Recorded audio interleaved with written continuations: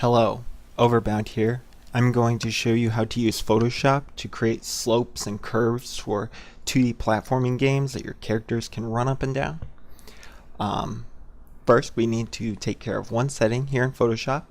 It's under Edit, Preferences, and General. We just need to make sure that this image interpolation is set to nearest neighbor. What this will do is it forces Photoshop to not create any new colors. Normally when you stretch something or warp something in Photoshop, it will try to smooth it out by adding more colors to make the change more gradual.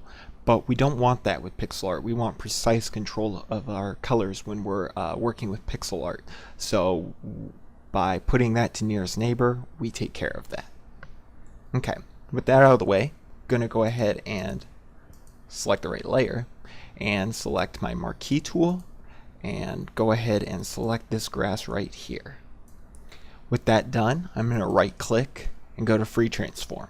You can also get to free transform up here in the edit menu. It's easier to right click though.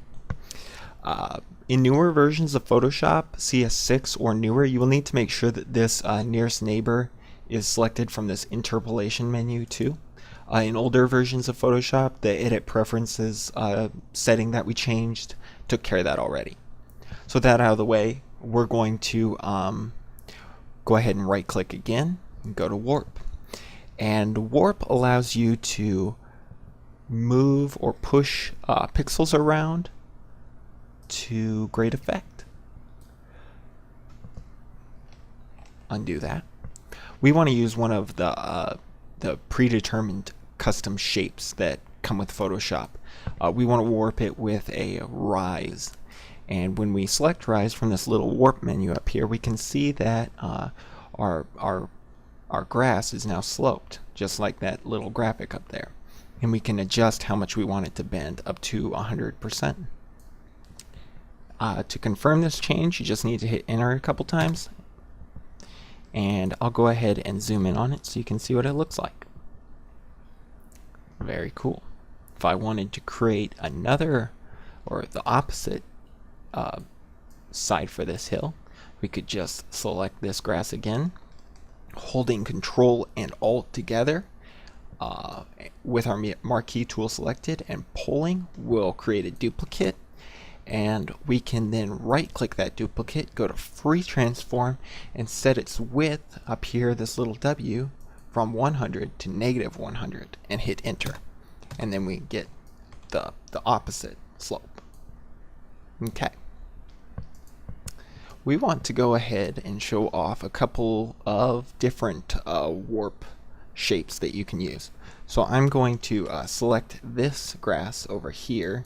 I think that's on, it's on this layer right here. So I'm going to select that and move it up here so it's get a better view of it. With that selected, we're going to right click again and go to free transform. And again, we're going to right click and go to warp. This time we're going to select arch, and arch will give you a nice curve, a half circle if you will. And that looks great just like that, but you can also set it to -100, and that'll give you a nice like Sonic the Hedgehog style half pipe. Enter to confirm that change, and I'll turn off the grid so you can see what that looks like. Pretty cool. Okay, there's one last warp tool or warp shape that is very useful, but it's more useful for this log pattern down here than it is for the grass. If you are using tubes or some sort of metal or basically anything but grass, you don't want to warp it quite the same way as grass because it won't look as good. So this shape is more for, or this warp is more for like tubes or tree trunk or something that isn't grass. So with my tree selected here, I'm going to right click, free transform, make sure this is still on nearest neighbor. Yep, it is. Right click again and go to warp, and this time I'm going to select arc. And arc works similar to arch, or I'm sorry, arch works similar to arc, but it warps it a little bit differently.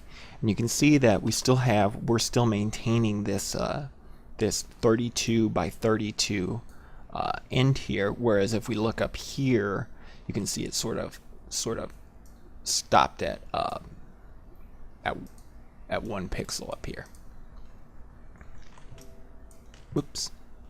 So that's very nice for creating tubes or something like a half pipe in Sonic the Hedgehog. I'm going to go ahead and select this, and holding Control and Alt while the marquee tool is selected and pulling will create a duplicate. And with that duplicate, I'm just going to right click it and free transform again and set the height, this little H right here, to -100. You can see then I get a nice perfect loop-de-loop. That's all I wanted to show you guys for this video. If you guys found this helpful, please like and comment and subscribe. If I get a good amount of feedback from this video, I might start uploading more pixel art tutorials, because I have a lot of information I could show you guys that would speed up workflows when creating art, especially for like Sonic the Hedgehog games. Thank you all for watching. Overbound out.